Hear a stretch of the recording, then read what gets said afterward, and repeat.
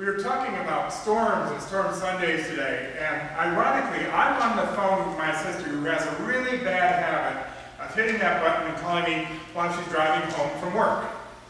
Evidently, that's the best time to have a conversation on the roads in Michigan. So we're talking, and she says, "Oh, look, a funnel cloud. Get out of the car! Get home, get off the road." But you know, when you grow up in Michigan, actually it's quite common to go, "Oh look, a funnel cloud," because they often stay up there. They don't hit the ground as often as the news tends to make us think. You learn to live with storms. Now today, I mentioned this to you before, there are some, helps if I turn that on. It's going to be one of those days. Anybody have any more announcements they want to make?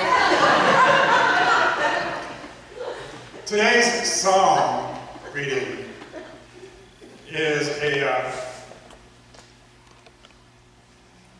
Psalm 29, and it's God is in the storm. Thunder. Oh Lord, help me. Bless my electronics.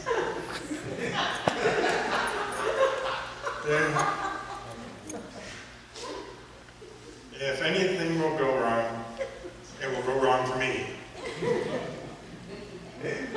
Thunder is in the psalm, it says. It's described as the voice of God, a powerful force that strikes earth with great force, while the beings in the heavenly temple respond with a cry of glory.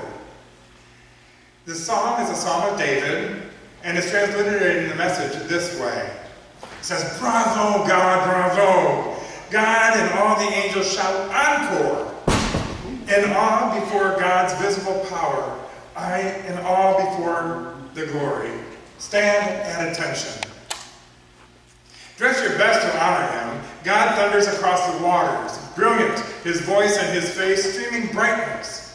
God across the floodwaters, God thunder tympanic, God thunders symphonic. God's thunder smashes cedars, and God topples the northern cedars. The mountain ranges skip like spring colts. The high ridges jump like wild kid goats. God's thunder spits fire. God thunders, the wilderness quakes. He makes desert of Kadesh shake. God thunder sets the oak trees dancing. A wild dance, whirling, the pelting rain strips their branches. We fall to our knees and we call out, glory. Above the floodwaters is God's throne, from which his power flows, from which he rules the world.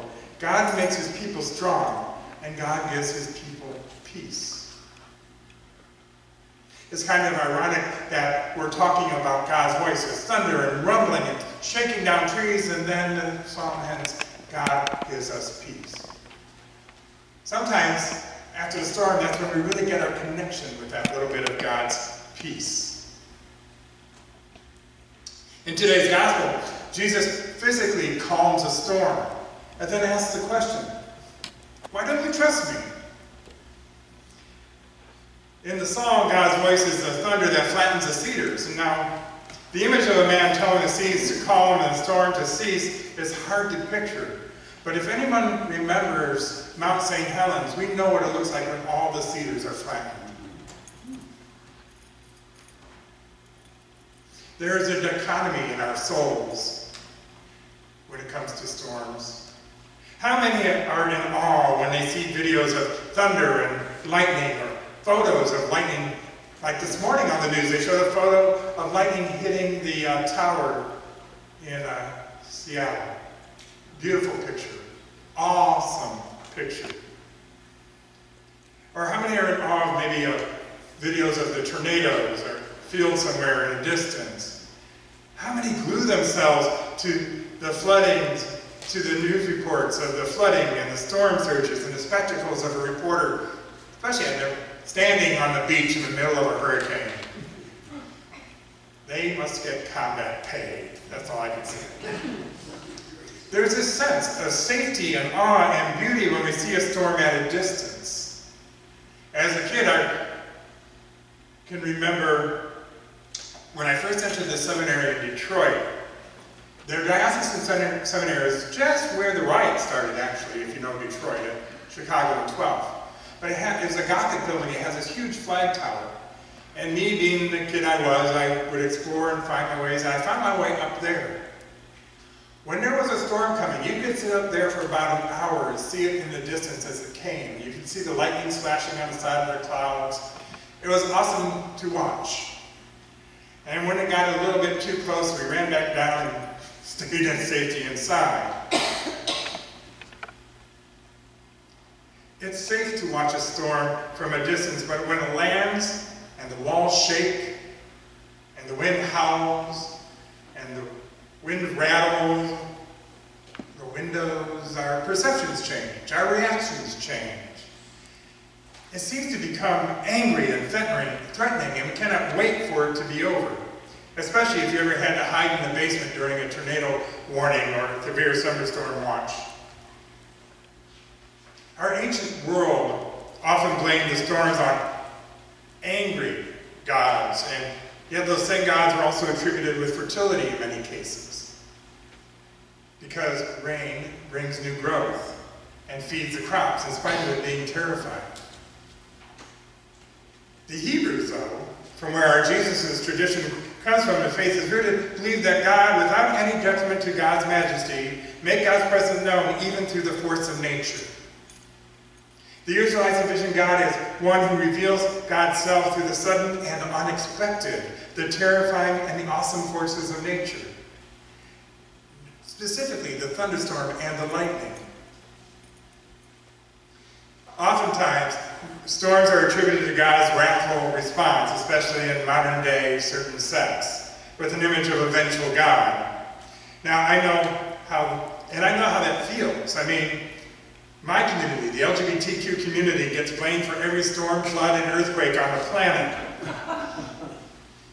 I often wonder if we actually had that much power, how much different this planet would look. And of course, some certain conservative preachers are very happy to preach that, except for when it happens to their home. In an article from religionnews.com, exactly in the month of August in 2016, came the news that Baton Rouge funding destroyed Tony Perkins' home and forced the Family Research Council president to escape by canoe to their RV on higher ground. Perkins revealed this in a special segment of his radio show a couple of times and described the disaster as a flood of near biblical proportions.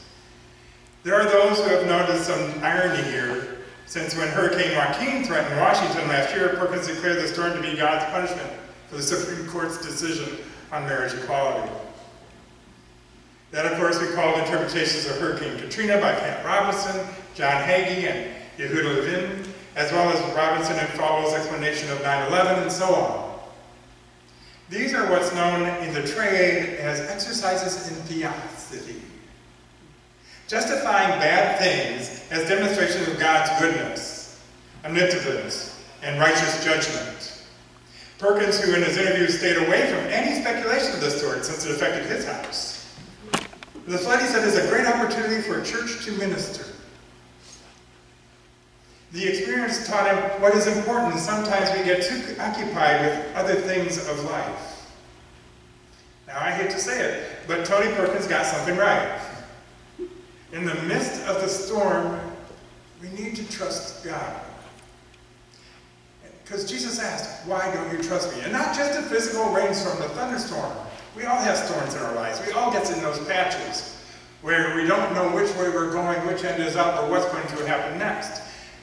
And those are the moments we need to trust God.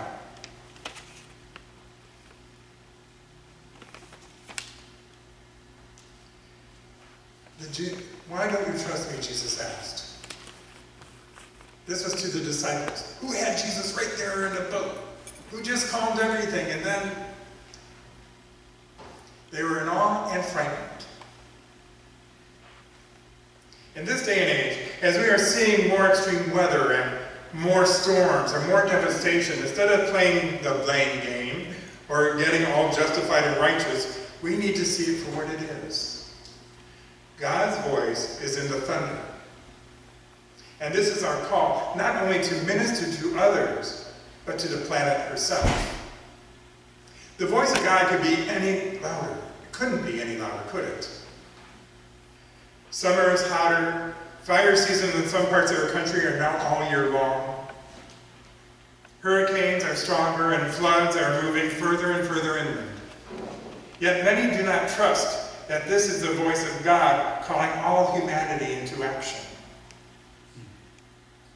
And I'm not speaking of just the continued call to service and monies needed for refugees and victims of natural disasters, but the call to reverse what we can and try to limit the extent of our human damage to the atmosphere and the planet. We've come a long way, and as I pointed out last week, we have lost species to extinction, but we have also achieved bringing certain species back in our practices, back to the edge of distinction, such as the humpback whale, the tigers in western Thailand, the Burmese star tortoise, and the great adjutant storks. Some of these species you've probably never heard of. I had to hunt to see what we saved. But here's a quote. Unchecked, collection of eggs and chicks along the destruction of flooded forest habitat proved disastrous for the world's rarest stork, the great adjutant. But with protection of the flooded forest on Cambodia's Tonle Sap by community rangers, the stork is on the up and up. The Cambodian Ministry of Environment and World Conservatory Services created a program in which local people are paid to guard the nests, rather than deplete them.